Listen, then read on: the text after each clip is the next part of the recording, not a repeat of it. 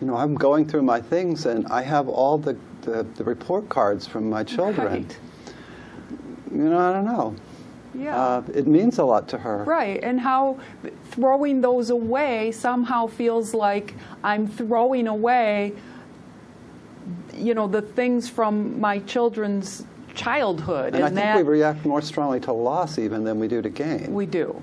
We do. And Helen is very good at talking people through that emotion part of it and explaining that just because you're throwing away those report cards doesn't mean you're throwing away the memory. That's correct. And there are options to throwing them away. And one of the most obvious options in my way of thinking is to give them back to the kids. So, but you know, a lot of times the kids are 25 and they don't want it. They don't want them. They're not going to know that they shouldn't have thrown them away until they're 50 or 60. And then they're going to say, "Oh, I wish." Yeah. But how the parent presents it to the child is important. I once had a person with triplets. And she had all their everything. They had their baby clothes, their little shoes we always had when we were little, and the report cards, and actually she had their bedspreads when they were little and everything. She saved it all. And she didn't know what to do with it because she too was downsizing. And so I just suggested she go out and find 3 gorgeous containers that match the favorite colors of each girl and make a little house box for each of them. Choose from each of what she has and present it back at the holidays or for a birthday. Do marketing. Yeah, do some marketing. And then you get them excited about seeing the rest. I mean, there's a way to do it. And, you know, I've been doing this business long enough that I can often suggest options to throwing them away. One of my favorite is if you have a bunch of items that are sentimental, but you know, like report cards, you're not going to use when you move to a facility like Eastwick. But you can, you know, make the bed, lay out a nice bedspread, and take one photograph of all of them. Mm-hmm. And my point is, you develop a collage of all these pieces that have left your life, and you collage them, frame them, and you put them on the wall of your living room at Eastwick. And then you actually will probably enjoy them more than when they were up in the attic. Right. So you can turn what seems to be sadness or a deprivation into a moment of joy. How do you talk to people in terms of what the children really want or are likely to want? You know, it struck me that, okay, if my parents had saved my report cards, I would think, you know, and I'm 60-something, so, you know, it's not that I'm just not going to care. But you know what I really miss? If my parents had saved something from their own lives, that would mean more to me. Yeah. You know what is interesting about all of this that we're talking about, and this comes back to the peeling away the layers, is really usually what the heart of the matter is fear. There's fear at the core. People who are making the hard decision that it's time to leave the house, and now you're telling me I have to part with a lot of my stuff, even things that are important to me or sentimental. There's a fear there that somehow if I get rid of this stuff, does it, I don't know, what does it mean, you know, that my life, none of this mattered, or is this because you're throwing it away, a sign maybe that I'm getting that much closer to the end of my life? And what I see often in my line of work is that it's not just the fear in the parents, but the adult children have a fear also. So now mom is trying to give me this christening gown that she's had for 55 years. I don't want it, and the mother is thinking, why doesn't my daughter want this? Why doesn't she care more about this? And the daughter is thinking, oh my gosh, my mother is thinking that she's going to die, and now I'm faced with thinking about the fact that my parents aren't going to live forever. And this just can go around to some people just get stuck. They just get stuck with that fear, and it's easier to do nothing than to face, you know, that this is a natural next step in all of our lives. And it doesn't have to mean anything negative. It doesn't have to mean anything scary. It's just, all right, being realistic, but also we're going on to the next phase, to the next stage. This is a positive thing. And I don't know that people can always identify that it's fear at the heart of it. There's a phrase in my work that is really true. It's the fear of letting go. Yeah. And behind parting with anything is that fear of the unknown. So our own lives as well. Exactly. Yes, and the meaning of it, and what does this say? Right. And as Amy said, you know, you've got to peel that back, because that fear is what's preventing the person from picking up their lives and starting anew. It's probably as difficult as it is when you're younger, starting your first job, and you're leaving the family and moving somewhere else. And sometimes reminding them that they've done this before is a help. But the fear of letting go is when you're dealing with a family, and which is why when I meet with a potential client, I ask the family to be there. So you get the children as well.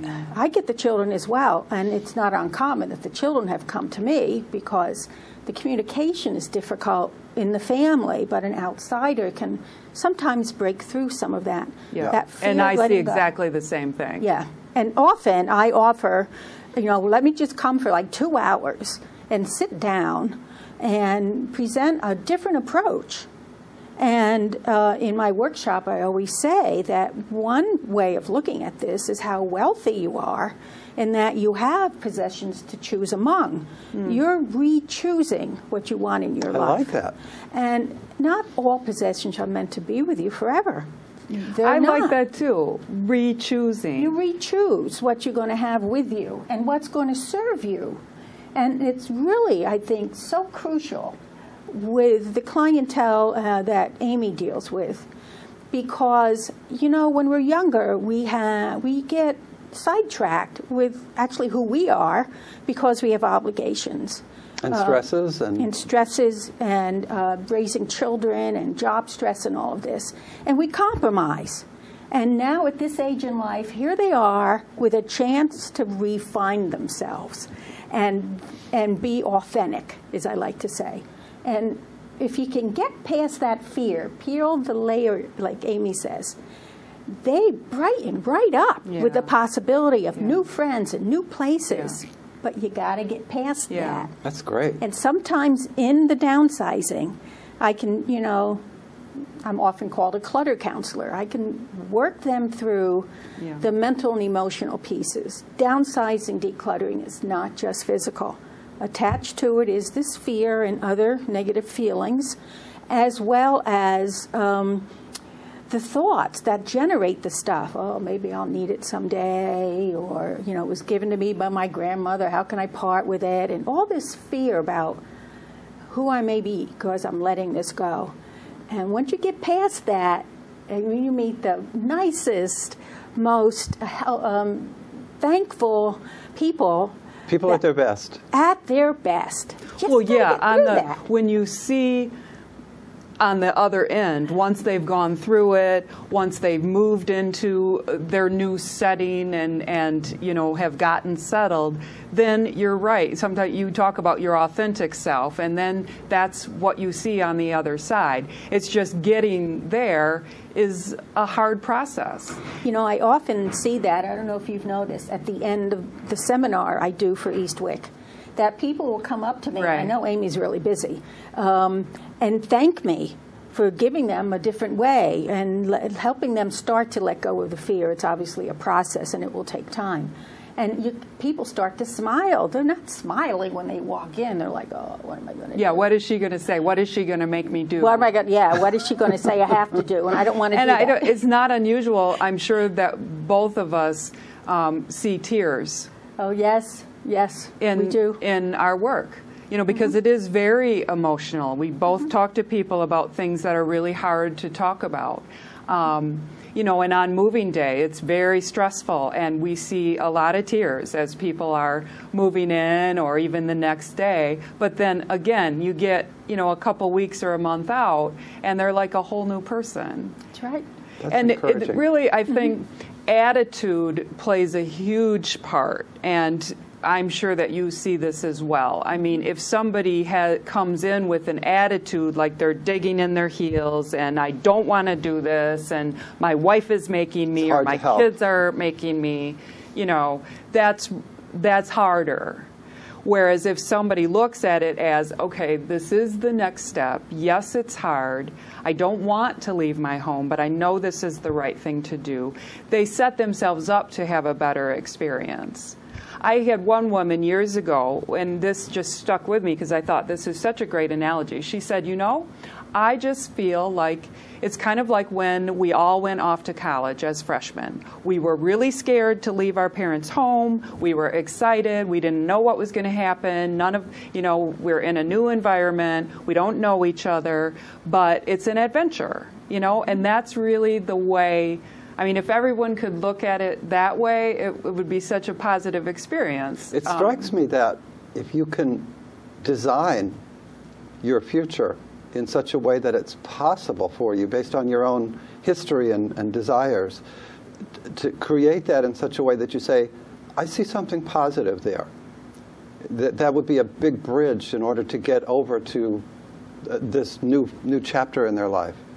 Yeah, and you know, I wish that we could magically make that happen. Magic wand. We can't. I mean, people really do get bogged down in all different ways with their stuff. You know, it sort of helps identify them. I mean, I think during our, you know, career years and family years, we're just accumulating more and more and more, and it helps us feel, you know, more important or whatever to have all these things, and then to be to a point where you're starting to shed that is scary.